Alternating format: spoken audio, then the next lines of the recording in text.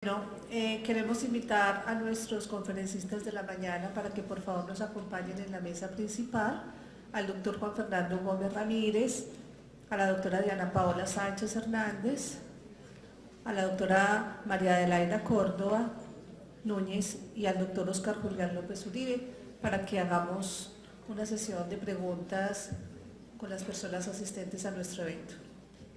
Por favor.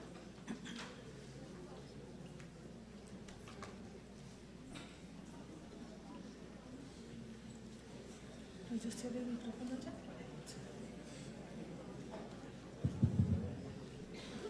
Entonces, si quieren, hagan sus preguntas, levantan la mano y yo voy pasando con el micrófono para que nuestros conferencistas de la mañana tengan la posibilidad de responderles. Recuerden que los temas fueron estimulación multisensorial, la ciencia de los sentidos con el doctor Juan Fernando Gómez, la enfermedad inflamatoria intestinal, el abordaje diagnóstico con la doctora Diana Paola Sánchez, las generalidades del cuidado paliativo en pediatría con la doctora María Adelaida Córdoba y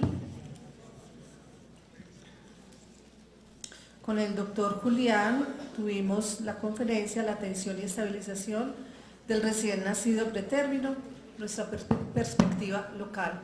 Entonces, por favor, estamos listos pues para esta actividad.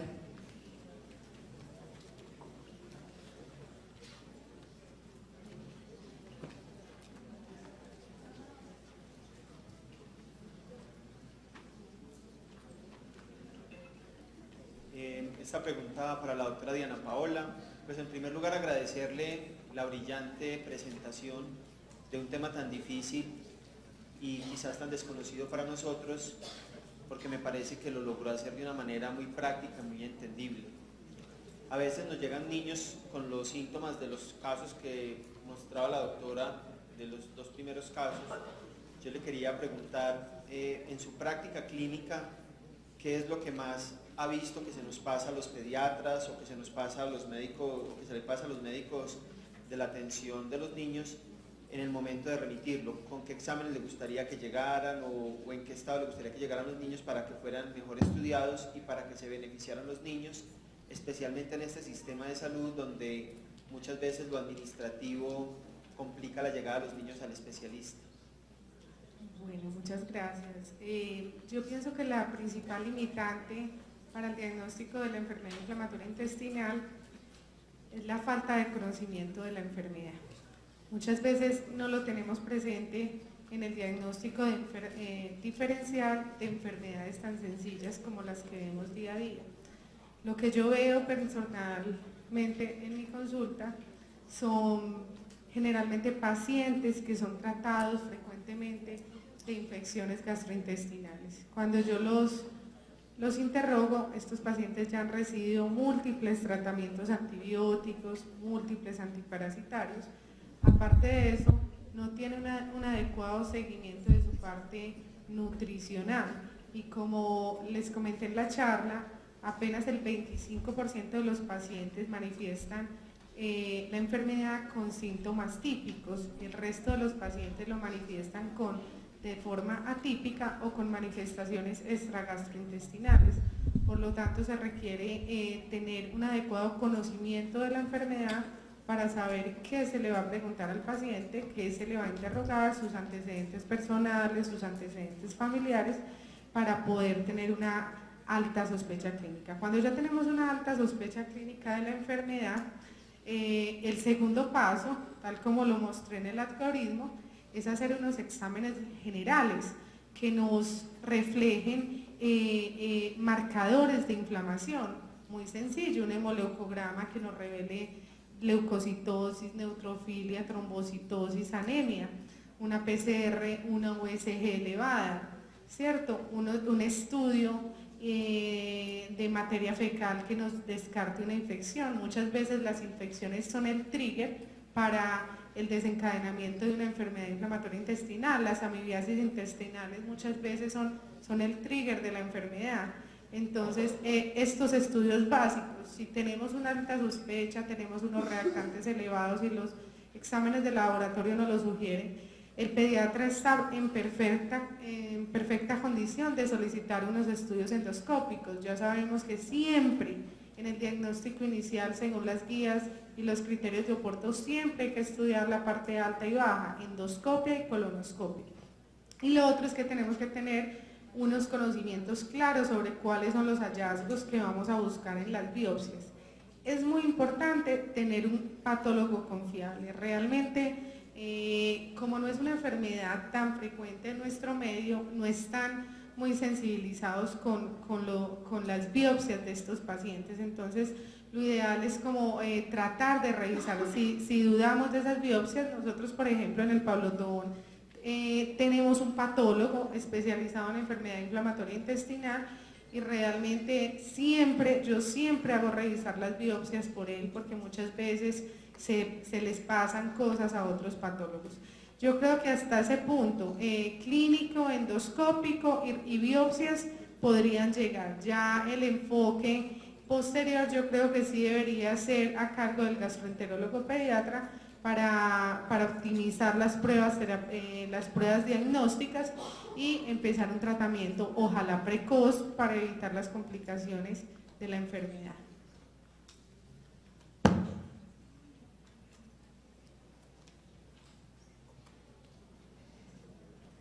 Buenas.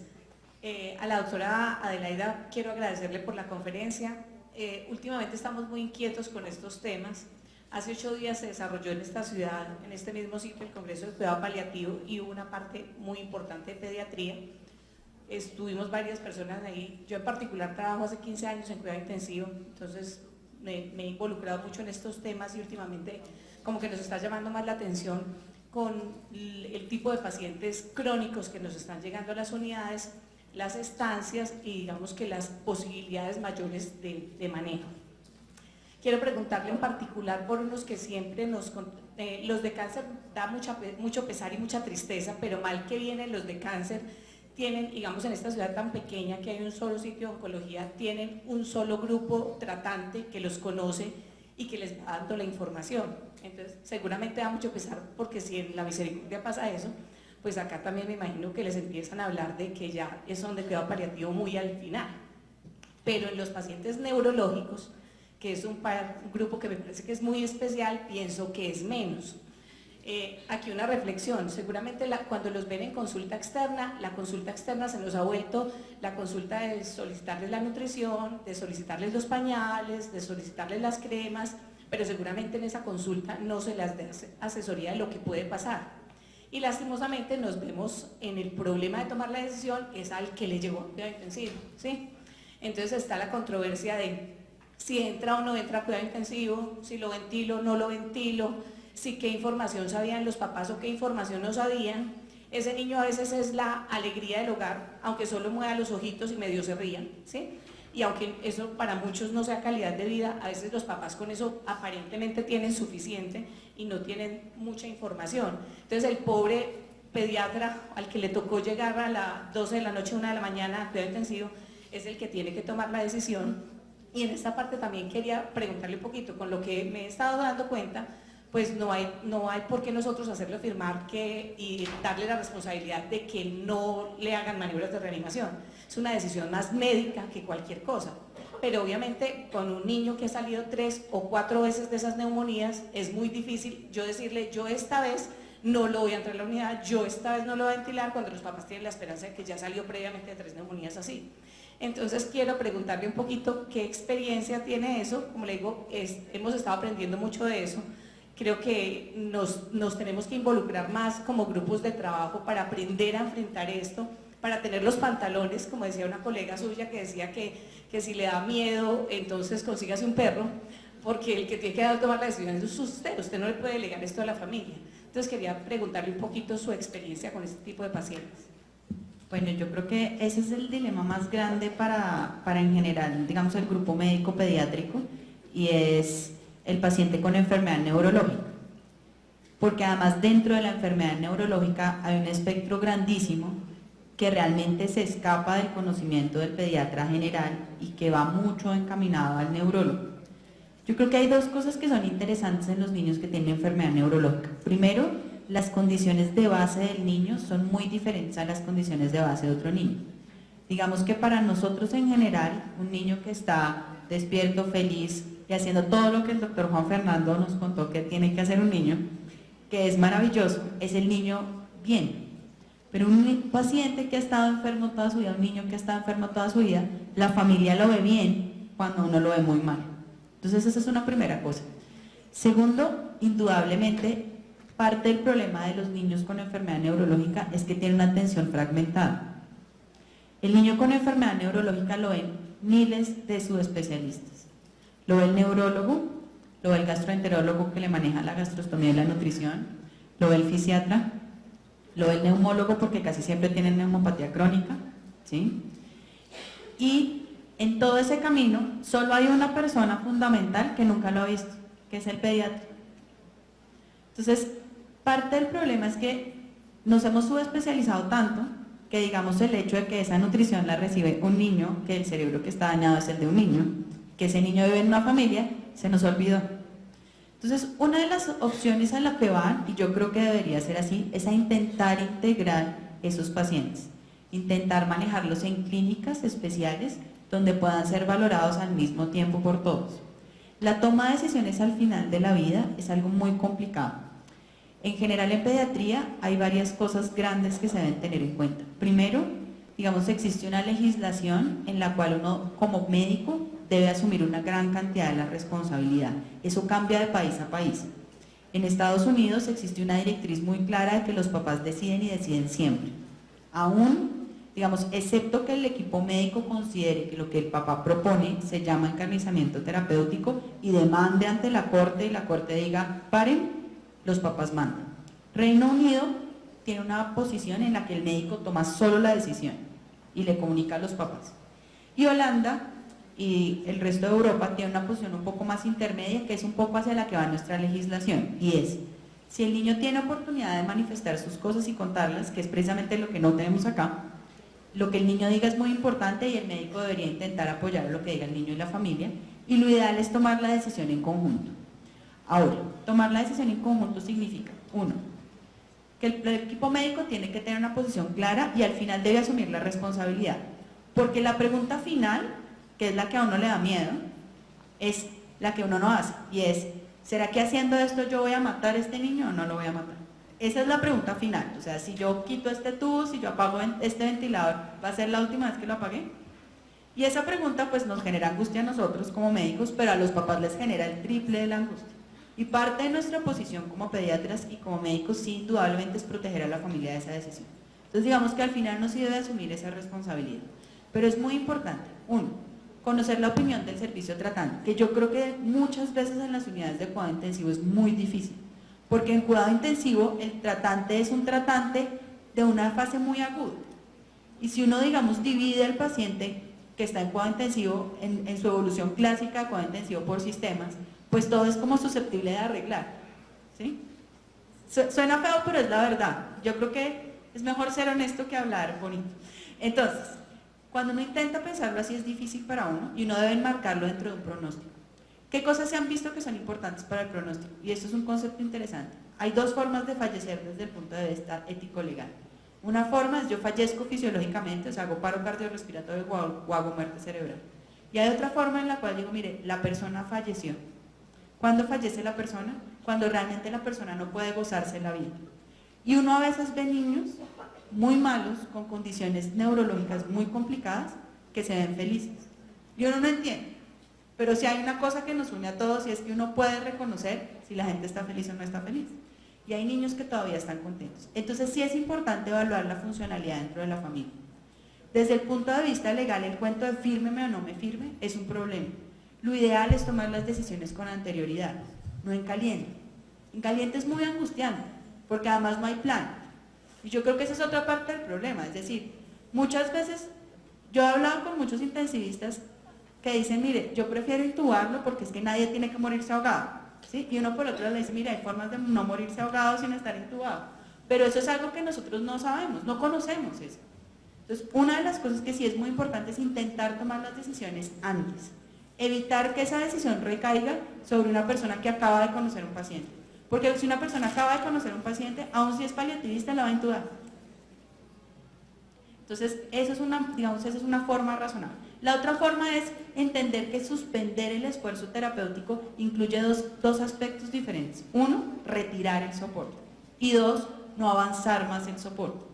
Entonces, yo creo que una de las opciones que puede ser razonable en cuidado intensivo es no necesariamente retirar y suspender el soporte, sino simplemente decir, mire, yo llegué hasta acá, yo ya le puse el tubo, ya lo ventilé, lo voy a dejar en convencional, voy a hacer de tripas corazón de intensivista y no le voy a tomar unos gases, y si tiene CO2 de 1000, no pasa nada, no vamos a progresar a alta frecuencia, no vamos a poner soporte de vasoactivo, y esa actitud, aunque al final eventualmente, ahora, hay niños que salen así, hay niños que no, digamos, realmente no es que uno tenga realmente uno no puede ejercer, o sea, excepto que uno haga cosas para matar, uno no mata, y los pacientes sobreviven. Pero esa posición para el intensivista es mucho más fácil de manejar que suspender o apagar un ventilador, sobre todo si no hay el soporte de la familia.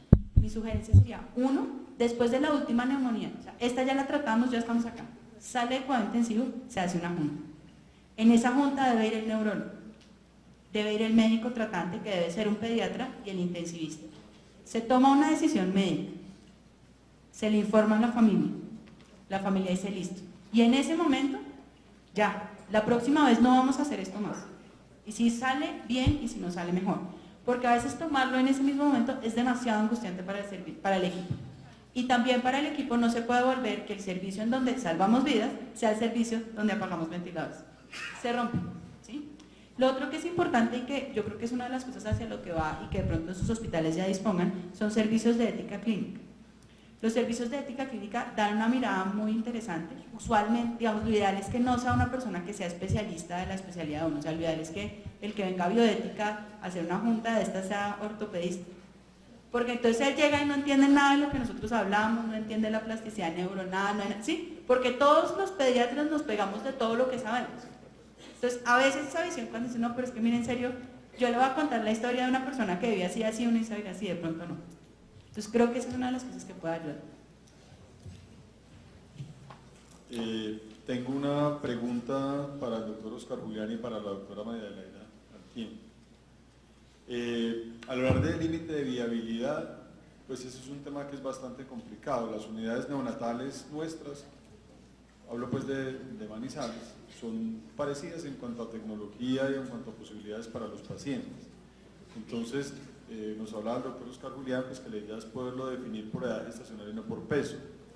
Entonces, la pregunta puntual es, para nosotros, en nuestra realidad, ¿cuál sería más o menos esa edad gestacional? Porque uno se enfrenta a una situación cuando uno recibe un bebé y es, bueno, ¿hago o no hago? ¿Hasta dónde hago?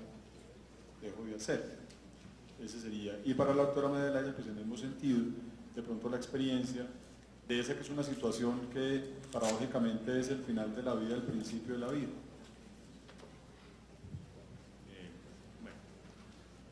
El concepto de viabilidad y la definición de viabilidad realmente es algo que todavía es difícil de definir. La palabra viene de dos vocablos latinos, viene de vita y de bilis, y vita es vida y bilis es probabilidad.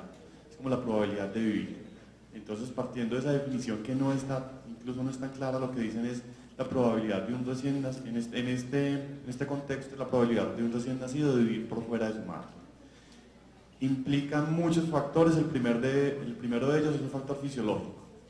Es imposible con la tecnología actual que un bebé de menos de 22 semanas sobreviva por fuera de su madre.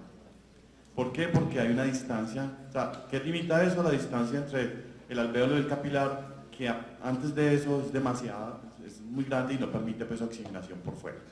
Entonces, ese es como un límite biológico de la viabilidad, por decirlo de alguna manera.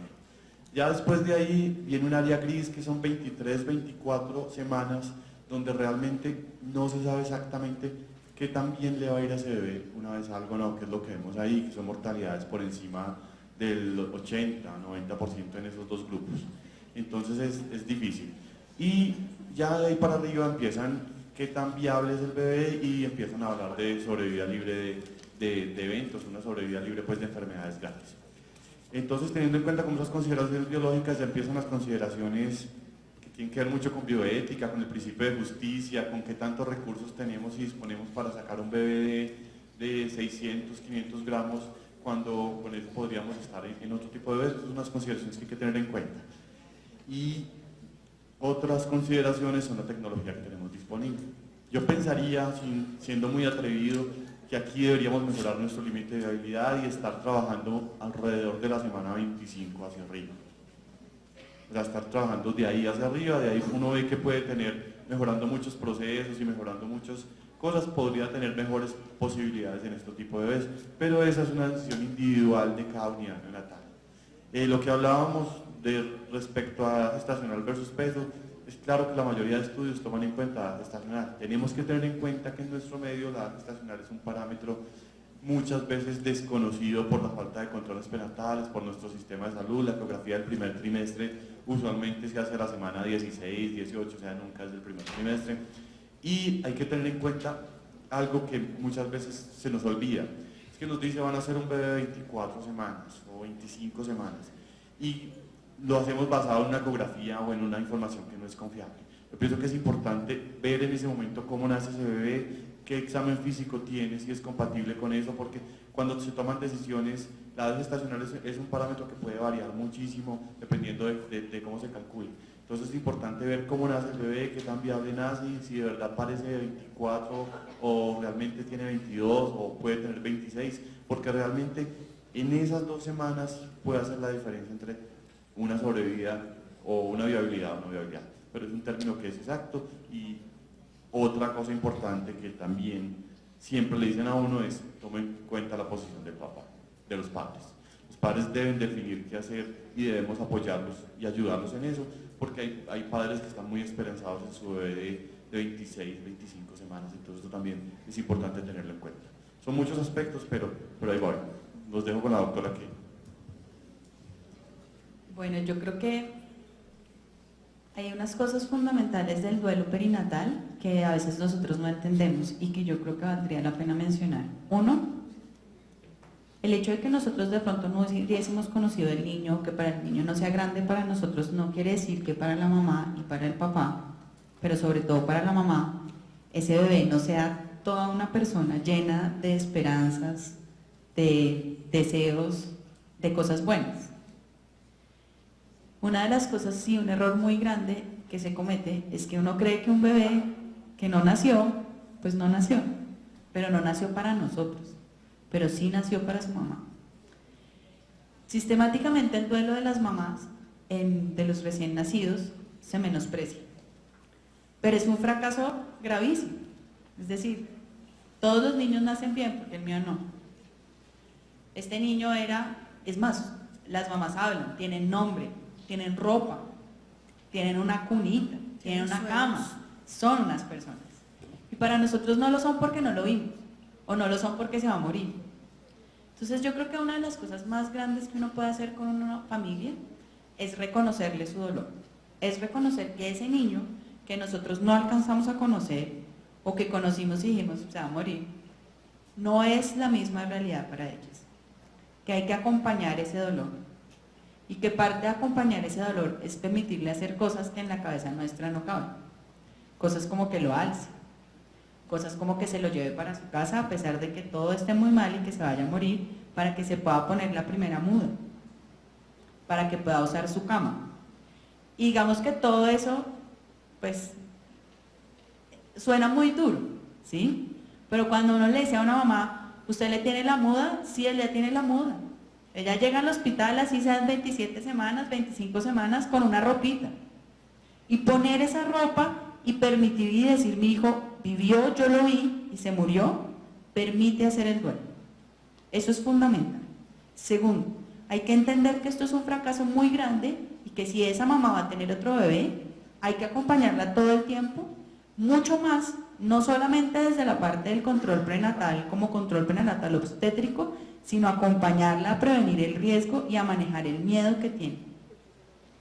Por supuesto, muchas veces los niños fallecen en la edad perinatal, o sea, la mortalidad infantil más alta es el primer año de vida, y dentro del primer año de vida, el primer mes de vida.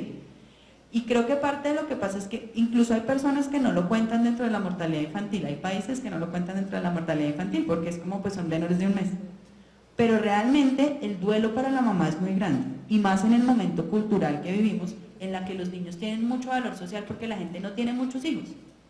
Entonces yo creo que un primer paso es reconocer, un segundo paso es sacar del neonatólogo, sacar al neonatólogo a la unidad de recién nacidos.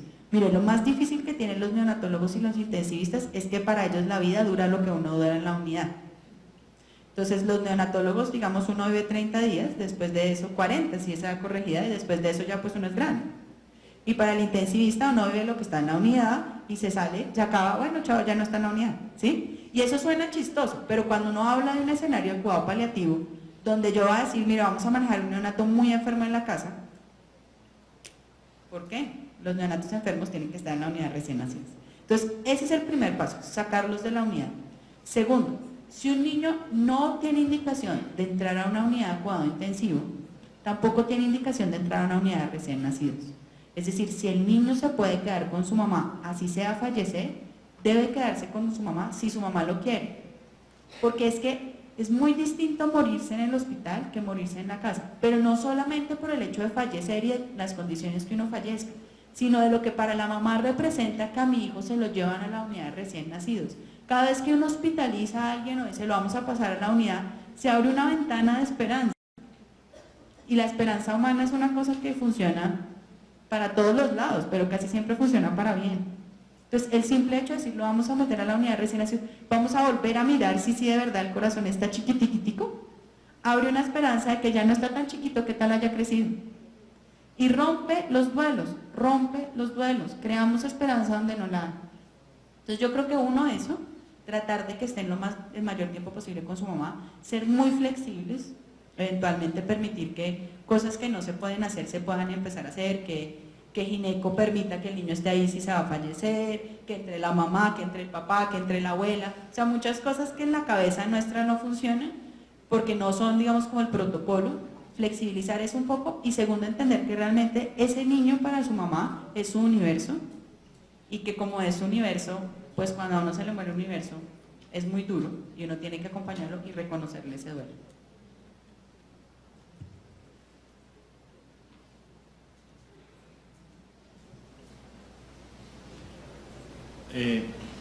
Bueno, mi pregunta va dirigida hacia la doctora Diana Paola Sánchez. Ahorita pues nos mencionabas en el diagnóstico diferencial de la enfermedad de Crohn dos patologías que eran pues el linfoma y la tuberculosis. Pues supongo que en el contexto de una ileitis no explicada en un paciente podría presentarse también a veces en ese diferencial donde se tenga pues que determinar si la explicación de esa ileitis puede ser linfoma o tuberculosis. Y mencionabas ahorita también que algunas pruebas inflamatorias pueden pues, ser útiles en diagnóstico diferencial, sin embargo pues en estas tres patologías podría encontrarse una BSG elevada, ¿cierto? Mayor hasta por encima de 100, bueno, se puede elevar significativamente, la monocitosis se puede presentar, la leucocitosis se puede presentar en las tres y la anemia puede estar presente en estas patologías.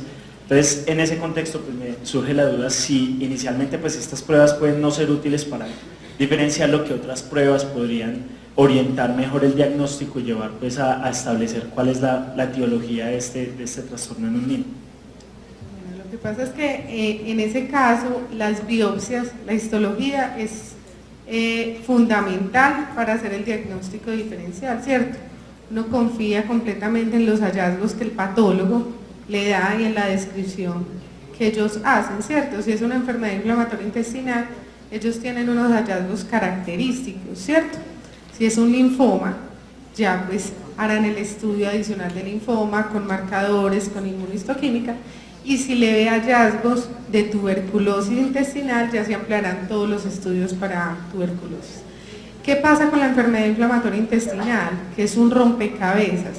Como les dije, no existe un solo examen específico que me determine el 100% de la enfermedad. Yo necesito coger de la mano muchos estudios, la clínica, la endoscopia, el laboratorio, las biopsias, la radiología y juntarlo. Listo, un solo examen no me hace diagnóstico de enfermedad inflamatoria intestinal.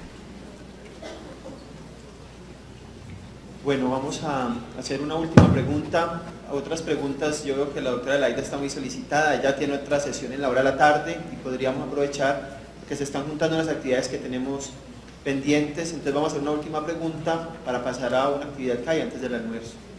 Esta pregunta va dirigida al doctor Juan Fernando Gómez. Quisiéramos preguntarle acerca de la sobreestimulación, ¿sí?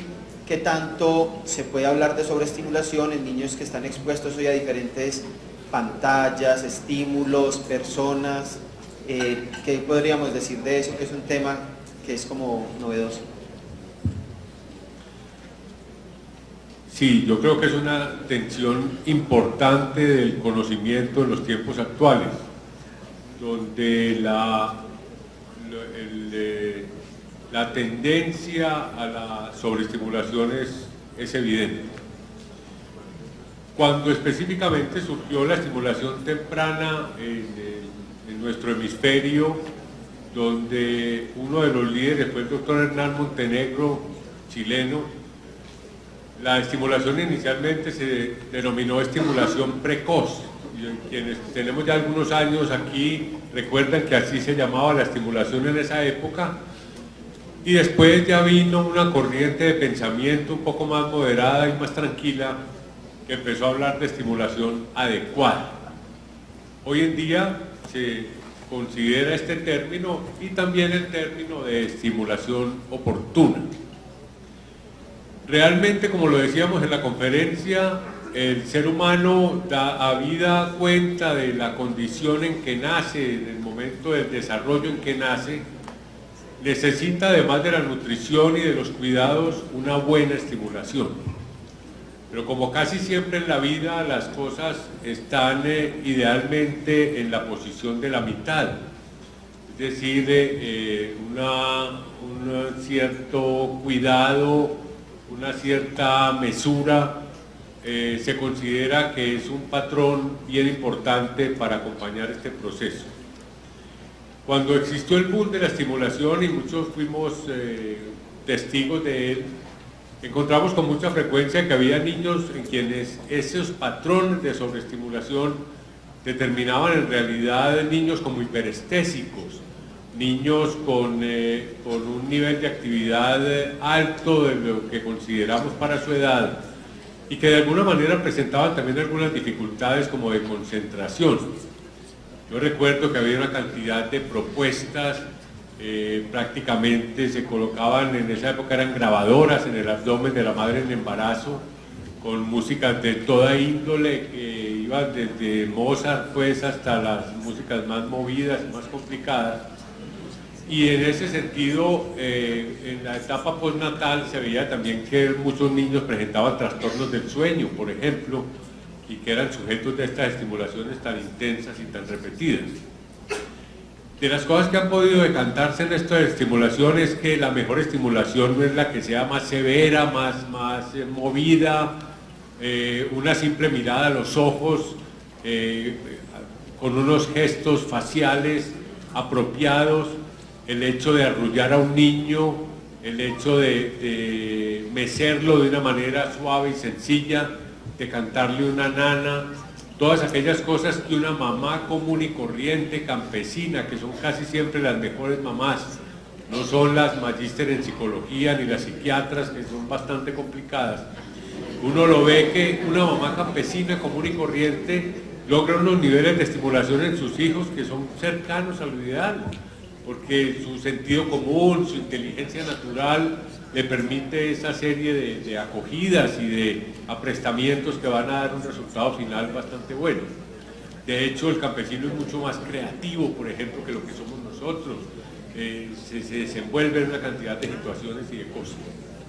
Entonces, la idea es esa, ni tanto ni tampoco.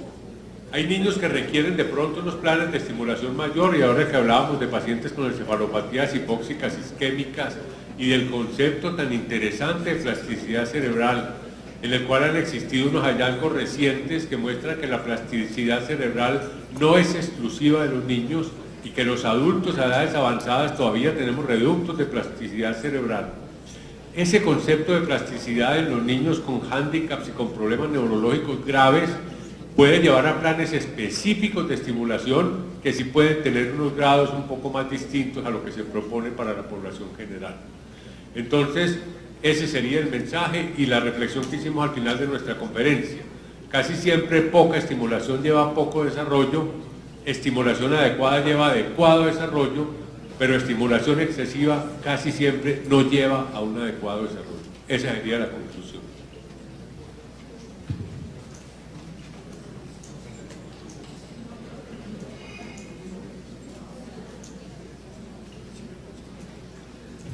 Primero que todo, muy buenos días. Estaba esperando que terminara la etapa de preguntas para una pequeña intervención.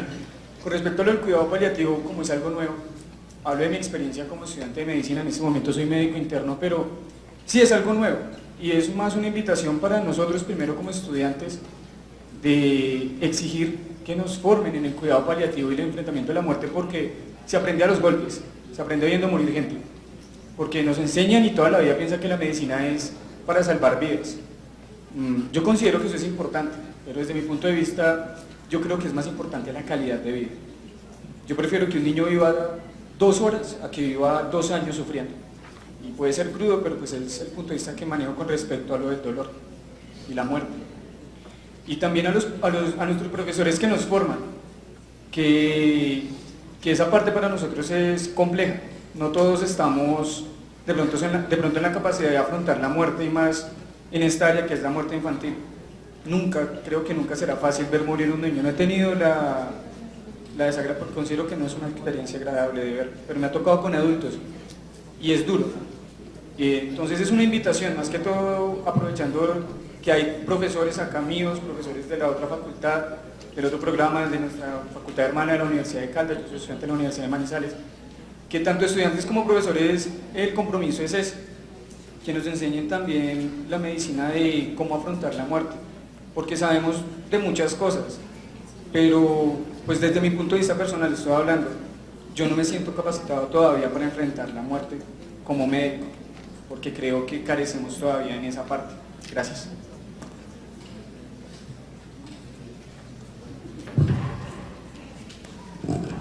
Bueno, hemos terminado entonces esta parte de nuestra programación. Muchísimas gracias, doctores, por su presencia.